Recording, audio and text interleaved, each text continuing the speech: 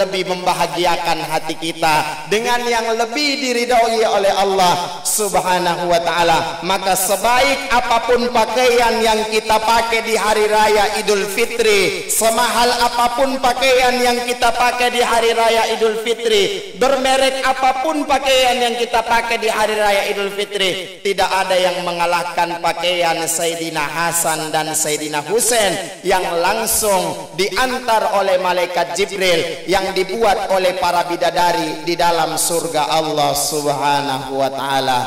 Ala kulli hal, hadirin sidang jemaah Jumat yang dimuliakan oleh Allah Subhanahu wa ta'ala, kenapa Allah berikan keistimewaan seperti ini kepada Sayyidah Fatimah? Karena bentuk menerima setiap apa yang ditakdirkan sama Allah, bentuk menerima setiap apa yang ditentukan sama Allah. Apa yang ditakdirkan, ditetapkan sama Allah, dia terima. Dia enggak pernah melambungi takdir Allah Subhanahu wa ta'ala, apalagi mengoreksi, mengkritik takdir Allah Subhanahu wa ta'ala. Maka di hari raya Idul Fitri yang masih bernuansa hari kemenangan bagi kita, mudah-mudahan Allah terima semua amal-amal kita dan kita bisa berdamai dalam keadaan hati kita menerima setiap apa yang ditakdirkan oleh Allah Subhanahu wa ta'ala. Berapa tahun sudah kita merayakan hari raya Idul Fitri? Ada yang sudah 40 tahun, ada yang sudah 50 tahun, ada yang sudah 60 tahun. Apa perubahan yang kita lihat setelah hari raya Idul Fitri? Yang judi masih dengan judinya, yang miras masih dengan mirasnya, yang mabuk masih dengan mabuknya, yang hancur masih dengan hancurnya. Mana perubahan yang kita lihat selama bulan suci Ramadan? Apa perubahan yang bisa kita bandingkan dengan bulan suci Ramadan dengan bulan-bulan yang lainnya?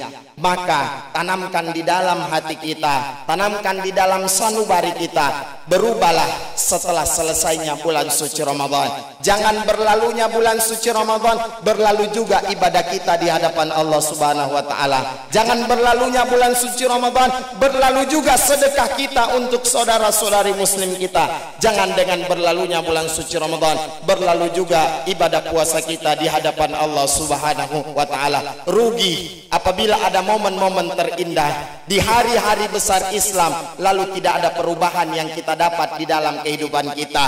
Itu bukan berkah namanya. Yang dikatakan berkah apabila ada perubahan kebaikan yang kita lihat setelah hari-hari besar Islam dilaksanakan. Mudah-mudahan hadirin sidang jamaah Jumat yang dimuliakan oleh Allah Subhanahu wa ta'ala, dengan momentum hari raya Idul Fitri kita bisa merubah diri kita dari yang dulunya jauh dari Allah bisa dekat kepada Allah Subhanahu wa ta'ala. Minimal dekat-dekat kepada rumah Allah Subhanahu wa ta'ala. Memang yang awalnya dicoba-coba, insya Allah lama-lama akan terasa nyaman. Bukankah isap rokok awalnya dicoba-coba baru rasa nyaman? Minuman keras dicoba-coba baru rasa nyaman. Mabuk dan yang lain-lain dicoba-coba baru rasa nyaman. Kenapa tidak mencoba ibadah kepada Allah Subhanahu wa ta'ala?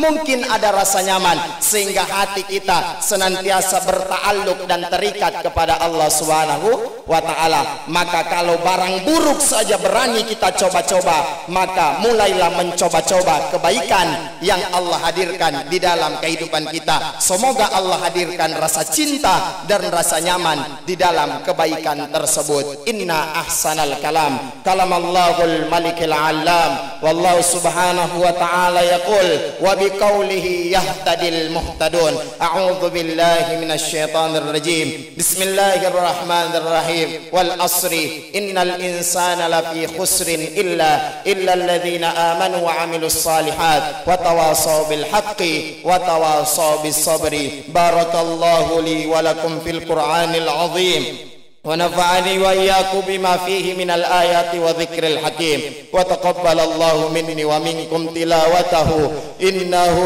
huwal ghafurur rahim.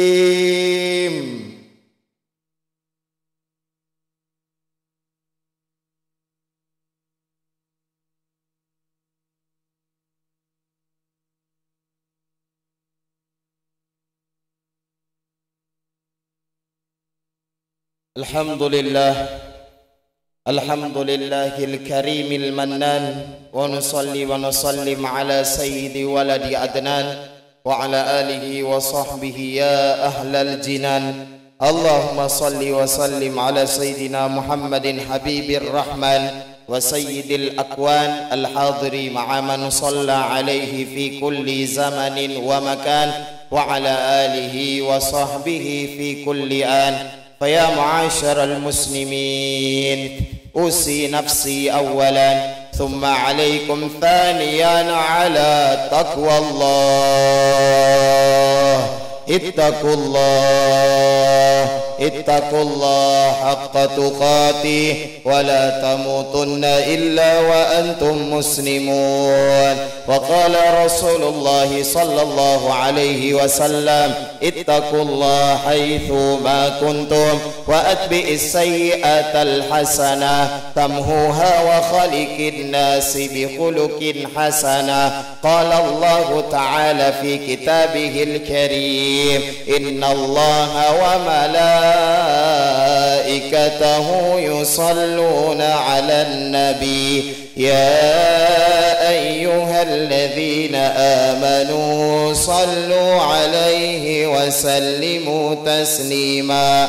اللهم صل وسلم على سيدنا محمد وعلى آل سيدنا محمد، وارض عن الخلفاء الراشدين سيدنا أبو بكر الصديق رضي الله عنه، ثم إلى سيدنا عمر بن الخطاب رضي الله عنه، ثم إلى سيدنا عثمان بن عفان رضي الله عنه، ثم إلى سيدنا علي بن أبي طالب كرم الله وجهه. اللهم اغفر للمسلمين والمسلمات والمؤمنين والمؤمنات الأحياء منهم والأموات. اللهم اجعلنا في يوم عيد الفطر من العائدين والفائزين. تقبل الله منا ومنكم تقبل يا كريم. اللهم انصرنا وانصر الإخواننا المسلمين في فلسطين. اللهم ارحم لنا وارحم جميع المسلمين في فلسطين. اللهم سهل كل أمورنا في هذا يوم عيد الفطر، وسهل كل من المسلمين والمسلمات والمجاهدين في فلسطين. ربنا تقبل منا إنك أنت السميع العليم، وتب علينا إنك أنت التواب الرحيم. ربنا آتنا في الدنيا حسنة وفي الآخرة حسنة وقنا عذاب النار. وصلى الله على سيدنا محمد وعلى آله وصحبه وسلم، والحمد لله رب العالمين. عباد الله، إن الله يأمركم بالعدل والإحسان وإيتاء ذي القربى وينهى عن الفحشاء والمنكر والبغي يعظكم لعلكم تذكرون، ولذكر الله أكبر والله يعلم ما تصنعون. أقيموا الصلاة.